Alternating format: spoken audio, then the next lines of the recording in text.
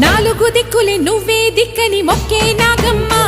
నీ బంగారు కాంతుల చల్లని పడగల దీవెనలి అమ్మ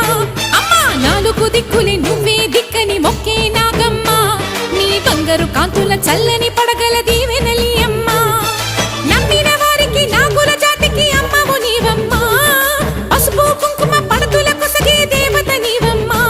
మా ఐదవతనమునకు అభయమునిచ్చి అండగా ఉండమ్మా చల్లని చూపుల నాగమ్మ మా పిల్ల